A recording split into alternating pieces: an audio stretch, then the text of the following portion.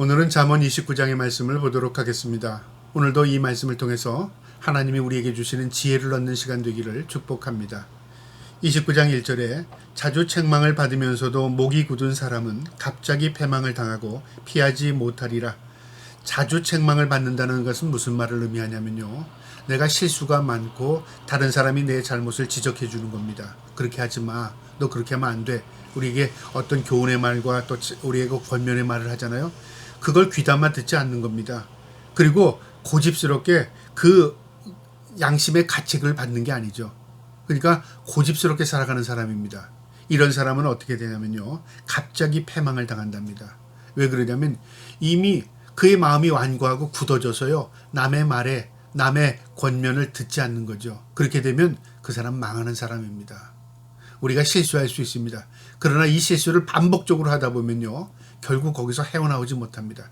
실수를 해서 그것이 교훈 삼고 그것을 통해서 다시는 내가 그곳으로 가지 않겠다, 다시는 그런 행동하지 않겠다고 교훈을 삼으면요, 그것이 우리에게 전화위복이 되지만 그 상황을 깨닫지 못하고 자주 책망을 받는 사람처럼요, 그것을 책망을 받아도 그걸 돌이키지 않으면 결국 패배하고 결국 망하는 징조라 그 말이죠.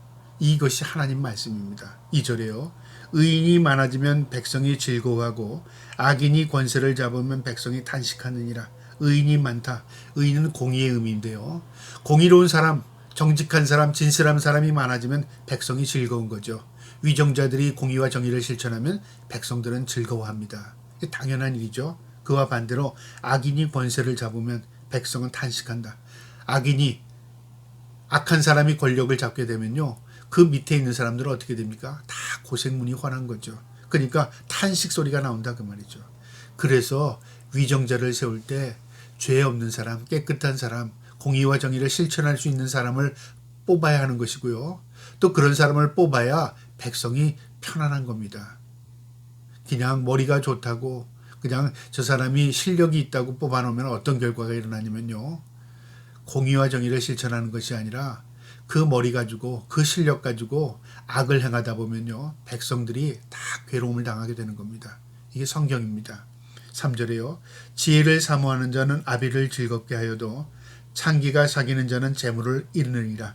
지혜를 사모하는 자, 하나님을 인정하는 거죠. 지혜는 하나님께 있습니다. 하나님을 인정하고 하나님의 말씀대로 살고 또 지혜롭게 살려고 하는 자는 그 부모에게 즐거움이 됩니다. 그러나 세상의 욕망, 욕심에 이끌리고 그리고 그 다음에 악에 이끌리는 자는 어떻게 되냐면 모든 것을 잃는답니다.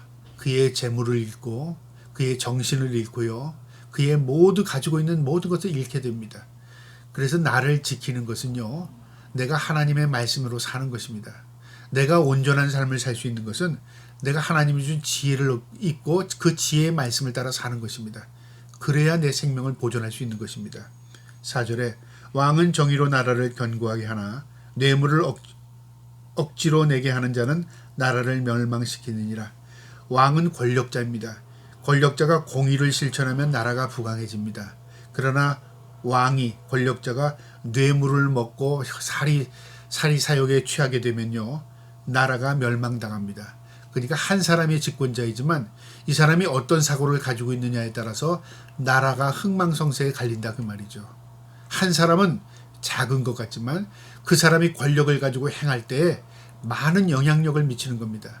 그래서 이스라엘 민족에게서 이 왕이 얼마나 중요했는지 모릅니다. 왕 한 사람 때문에 하나님께서 그 나라를 축복을 하시고 왕 한 사람 때문에 그 나라가 결국 멸망을 당하고 우린 역사를 통해서 알게 됩니다. 그래서 위정자를 위해서 기도해야 할 이유가 바로 여기 있는 겁니다. 5절에요. 이웃에게 아첨을 하는 것은 그의 발 앞에 그물을 치는 것이라. 이웃에게 아첨을 한다. 이웃이 잘못해도 그래 잘했어, 사리 판단하지 못하도록 그를 격려해주고 무조건적으로 그를 지지해준다면 그를 함정에 빠뜨리는 거나 똑같다 그 말이죠. 그러니까 잘못을 깨닫지 못할 때 옆에 사람이 그거 잘못이다, 그렇게 하면 안 돼, 그를 책망해주고 권면해주는 것, 그게 사랑입니다. 만약에 그런 판단 없이요, 그냥 그 사람이 좋은 대로 그래 잘했어 그렇게 하면요, 어떻게 되냐면 그를 함정에 빠뜨리는 결과랍니다. 6절에 악인이 범죄하는 것은 스스로 올무에 되게 하는 것이나 의인이 노래하고 기뻐하느니라. 악인이 범죄하는 것이 스스로 올무에 빠진다. 내가 죄를 짓는 것은 나를 망하게 하는 겁니다. 남이 나를 망하게 한 게 아닙니다. 우린 때로는요, 내가 그렇게 했는데 이것 때문에 그래 남의 핑계를 대잖아요. 근데 그것을 하게 된 동기가 뭐예요? 내 실수라 그 말이죠. 그래서 모든 책임은 남에게 전가하고 싶은 게 인간이지만요, 그 내면을 들여다보면 모두 자기 책임이라 그 말이죠. 내가 그렇게 했기 때문에 내가 멸망당하는 거고, 내가 그렇기 때문에 내가 흥한 거라 그 말입니다. 이 의인은 노래하고 기뻐한답니다. 의인은 노래하고 기뻐할 수 있는 게 뭐냐면요, 내가 하나님과의 관계를 올바로 하고 내 모든 죄를 용서를 구하고 하나님 앞에 바로 사는 것입니다. 그러면 노래와 기쁨이 있답니다. 그래서 기쁨과 즐거움, 하나님과의 관계에 있습니다. 내가 하나님 앞에 바로 살면 하나님께서 나에게 참된 평강을 주십니다. 7절에요. 의인은 가난한 자의 사정을 알아주나 악인은 알아줄 지식이 없느니라. 의인의 특징은 가난한 자를 알아준다. 남을 섬길 줄 알고 남을 헤아릴 줄 아는 사람, 불쌍히 여길 수 있는 마음을 가지고 있는 것, 그게 의인의 모습이라면, 악인은 어떠냐면 자기밖에 몰라요. 남을 헤아릴지 몰라요. 그래서 저 사람이 어떤 사람인가를 단적으로 우리가 깨달을 수 있는 것은 자기중심적인 사람이냐, 그 다음에 남을 헤아리고 이해하는 사람이냐. 그러면 저 사람이 의로운 사람이구나, 저 사람은 악한 사람이구나, 우리가 그것으로 겉모양으로 우리가 판단이 되고요. 그 다음에 저 사람이 진짜 하나님의 말씀대로 실천하며 사느냐, 저 사람이 하나님을 전혀 이해하지 못하고 하나님과의 관계를 담을 쌓고 사는 사람이냐, 그걸 보면은 이 사람이 하나님의 사람이구나 아니구나 우리가 판가름이 되잖아요. 이처럼 의인은 가난한 자의 사정을 안답니다. 악인은 알아줄 지식이 없답니다. 자기밖에 모르는 거죠. 이게 성경적인 겁니다. 8절에요. 거만한 자는 성읍을 요란하게 하여도 슬기로운 자는 노를 그치게 하느니라. 거만한 자는 성읍을 요란하게 한다. 시끄럽게 한다. 마음에 싸움을 일으킨다 그 말이죠. 그래서 어떤 사람이 어디에 가서 싸움을 일으키는 사람이, 그 사람이 사라지면 싸움이 멈추는 경우가 있어요. 왜 그렇습니까? 그 사람이 거만한 사람이기 때문에 그렇습니다. 슬기로운 사람은요, 싸움이 있는 곳에 가도 평화를 만들어냅니다. 그래서 내가 어떤 사람이냐는 내 주위에 어떤 사람이 모여 있느냐, 내가 사람들 가운데서 어떤 행동을 하고 있느냐에 따라서요, 내가 어떤 사람인가를 내가 유추해 볼 수도 있는 것입니다. 9절에요. 지혜로운 자와 미련한 자가 다투면 지혜로운 자가 노하든지 웃든지 그 다툼은 그침이 없느니라. 여기 지혜로운 자와 어리석은 사람의 차이를 뭐라고 말하냐면, 노하든지 웃든지 감정적이죠. 폭발해서 화를 내든지 그 다음에 그냥 웃고 넘어가든지 다툼을 그치지 않는답니다. 이게 어리석은 자의 특징입니다. 지혜로운 자는 다툼을 멈추게 하지만 어리석은 자는 다툼을 더 분노케 만듭니다. 그래서 이 사람 때문에 싸움이 일어난다, 저 사람 때문에 싸움이 멈췄다, 어리석은 사람이구나, 지혜로운 사람이구나, 성경 말씀을 통해서 비춰볼 수 있는 것이죠. 10절에요. 피 흘리기를 좋아하는 자는 온전한 자를 미워하고 정직한 자의 생명을 찾느니라. 피 흘리기를 좋아하는 자, 악한 자죠. 그런 사람은 정직한 자, 온전한 사람을 미워합니다. 여러분, 악인이 의인을 기뻐할까요? 안 그렇습니다. 반대로 의인이 악인을 기뻐할까요? 아닙니다.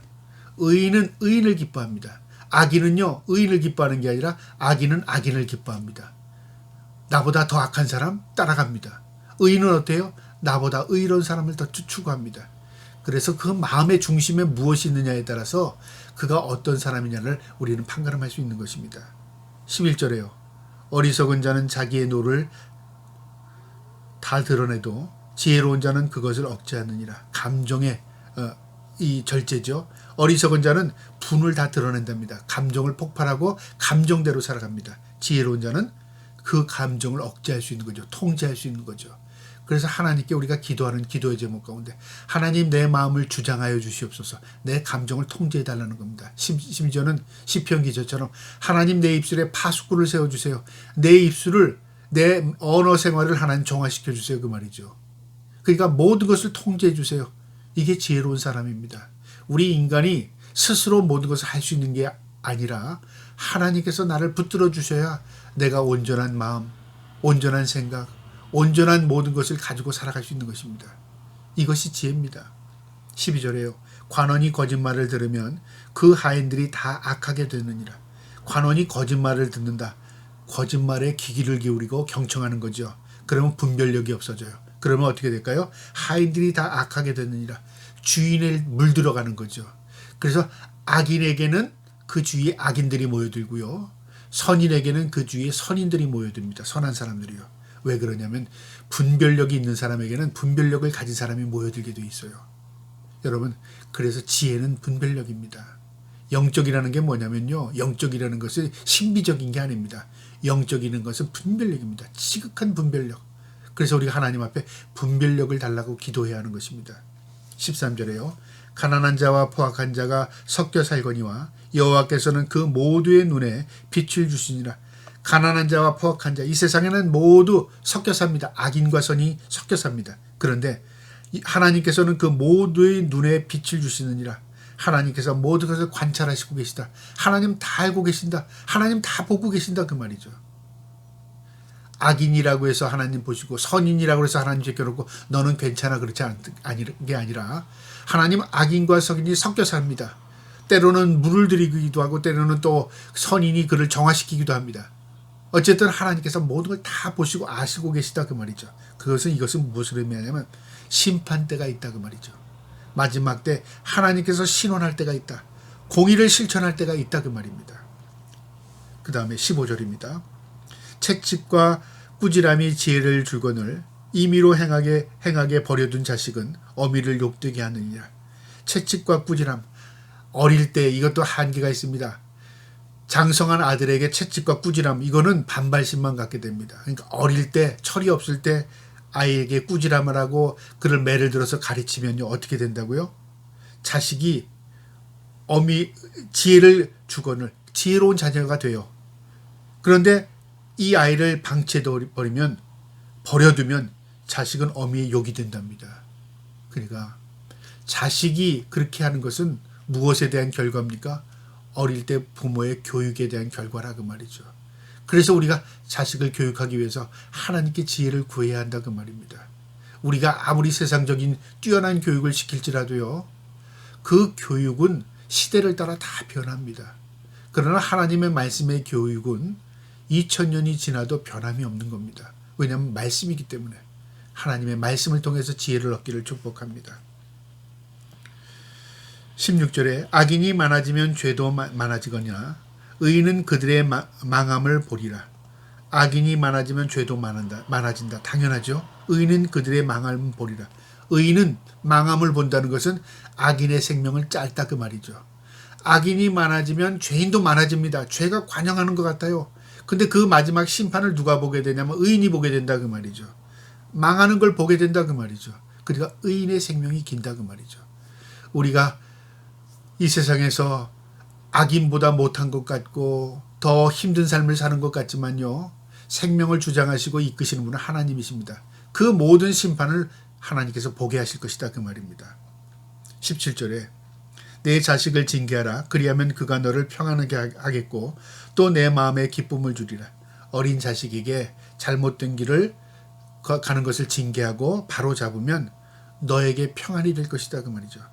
또 그가 성장하여 너의 기쁨이 될 것이다 그 말입니다. 그래서 우리는 심은 대로 거둔다 그 말이 그대로 적용이 돼요. 내가 믿음으로 심으면 믿음으로 거둡니다. 내가 자식을 위해서 눈물로 믿음으로 하나님 앞에 간구하고 기도하고 또 믿음으로 양육하면 그거 심는 겁니다. 그러면 결과는요 꽃 피고 열매 맺을 때가 있습니다. 쉬운 게 없다 그 말입니다. 18절에요. 묵시가 없으면 백성이 방자하거니와 율법을 지키는 자는 복이 있느니라. 묵시 하나님 말씀입니다. 말씀이 없으면 인간은 방자하게 살아갑니다. 목적과 의미가 없어집니다. 그런데 하나님의 말씀 율법을 지키는 자는 복이 있다. 말씀대로 사는 자는 복된 길을 가는 겁니다. 세상에 똑같은 길이 있을지라도요. 이 사람들이 그 길을 걸어갈 때 어떤 사람은 이쪽 길 어떤 사람은 저쪽 길 걸어갑니다. 그것이 다 똑같은 길로 가지 않습니다. 길이 다른 방향일 때는 결과도 다른 것으로 도착합니다. 그래서 성경에 길에 대한 이야기가 있죠. 넓은 길은 사람들이 많이 간답니다. 그런데 멸망의 길이랍니다. 좁은 길은 사람들이 적게 갑니다. 생명의 길이랍니다. 그러니까 무엇을 의미하냐면 비례적으로 생명을 찾는 사람이 적다 그 말이죠. 옳은 길로 가는 사람이 적다 그 말입니다. 바르게 살려고 하는 사람이 적다 그 말입니다. 그러나 우리는 그 좁은 길을 걸어가야 합니다. 19절에요. 종은 말로만 하면 고치지 아니하나니 이는 그가 알고도 따르지 아니함이라. 종의 특징입니다. 종은요 주인 앞에서 눈치를 보면서 합니다. 종이 자발적으로 일하는 경우가 없다 그 말이죠. 그래서 항상 주인은 그 종이 어떤 태도를 가지고 있는 것을 헤아려야 된다 그 말입니다. 20절에 내가 말이 조급한 사람을 보느냐 그보다 미련한 자에게 오히려 희망이 있느니라. 말이 조급하다 이 말은 말을 빠르게 한다 그 말이 아니라 말이 생각 없이 말하는 겁니다. 그러니까 어떻게 될지도 모르고 그냥 막 짓거리는 거죠. 그렇게 되면 어떻게 돼요? 이런 사람은 미련한 자와 오히려 가까이 이 미련한 자가 희망이 있다 그 말이죠. 생각 없이 말하는 사람 나 그랬어 난 몰랐어 만약에 이렇게 말하는 사람이 있다면요 이 사람은 실수가 많은 사람일 뿐만 아니라 희망 없는 사람입니다. 그 다음에 22절에요. 노하는 자는 다툼을 일으키고 성내는 자는 범죄함이 많으니라. 노하기는 분을 많이 내면 싸움이 많이 일어나죠. 당연합니다. 그래서 화잘 내는 사람 옆에는요 싸움이 많이 끊이지 않습니다.